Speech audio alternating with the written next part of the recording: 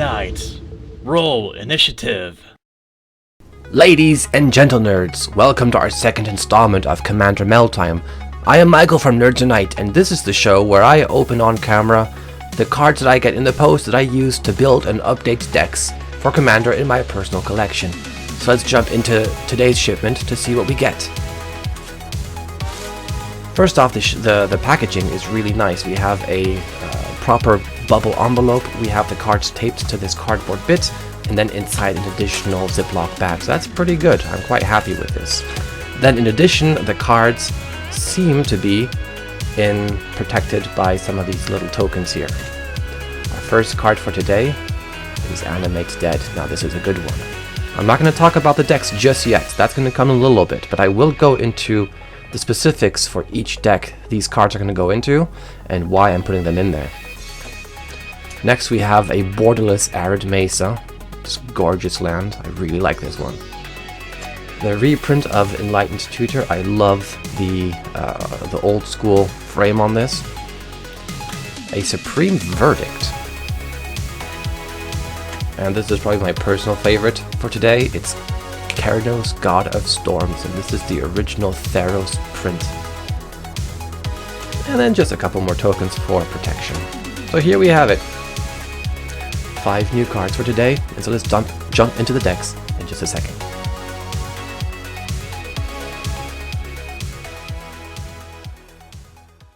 So let's have a look at the decks that these cards will be going into. We're going to start by taking Animate's Dead. This card will be going into my Alesha Who Smiles at Death deck. It will be replacing Victimize. Now Victimize is a good card and it has the potential of sacrificing a thing and bringing 2 really big things from the graveyard back into play. But Animate's Dead will function as a 2-card combo together with Worldgorger Dragon. Now for those of you who are not familiar with how this combo works, I'm going to briefly explain this to you and explain why this is so powerful in the Alesha Who Smiles at Death deck. When you cast Animate's Dead and you have Worldgorger Dragon in your graveyard, you can bring him back to the battlefield. His Enter the Battlefield ability will cause all of your other non-land permanents, including Animate's Dead, to be exiled. Now when Animate's Dead leaves the battlefield, you have to sacrifice your Worldgorger Dragon. When the Worldgorger Dragon leaves the battlefield, you return all of your exiled permanents, including Animate's Dead, back to the battlefield. This will trigger the Worldgorger Dragon to come back into play and exile the Animate's Dead and all of your other permanents over and over and over again. Now this 2-card combo will not win you the game outright, but it will enable you to use your proper win conditions. Cards such as the Grey Merchant of Ash Citadel or the Sun Titan to trigger an infinite number of times to bring stuff back infinitely, or to drain your opponents an infinite number of times. If you have sack outlets, you can have creatures come back, sacrifice them over and over and over again to drain your opponents for an infinite number of damage. So this will be the engine behind your win condition, and it is a powerful one at that.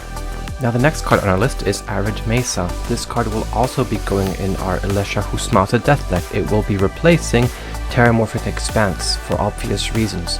Now I decided that this deck would not be a budget deck. I already have Marsh Flats and a couple of the Shocklands, and I'm hoping to assemble the whole set for this deck because that's decided that's something that I would like to do for this specific deck. Next on our list is Enlightened Tutor, who will also be going into our Alesha Who Smiles at Death deck. We have many powerful artifacts and enchantments in this deck. Many of them are game-winning combo pieces, cards such as Animate's Dead, Key to the City, and Goblin Bombardment. Enlightened Tutor will be replacing Annex, Hardened in the Forge. Now this card was a bit of a placeholder card in the deck. It's good enough, but it's not really working towards my main synergy, so it will be replaced by a better piece. Next on our list we have Supreme Verdict, which will be joining the ranks of the original Bird Wizard, Derevi Imperial Tactician. Supreme Verdict will be replacing Kaitar's Wrath. Supreme Verdict is simply a superior board wipe in comparison to the 6 mana cost Kaitar's Wrath. We rarely benefit of the threshold cost, and Supreme Verdict has some of the best words in all of Magic written on them. Can't be countered, so this is a fairly no-brainer addition to the deck. And finally we have Keranos, God of Storms. I will not be putting this card in any Commander decks, but building a deck with him at the helm. I recently started the experiments of building Commander decks themed around some of the less popular Theros gods, such as Pharika, God of Affliction, which deck was very successful and very fun to play today. So this is my next go at it, and I will let you know how that goes as progress happens. So that's it for today. These were the 5 cards I got in the post and all of the stuff I'm doing with them.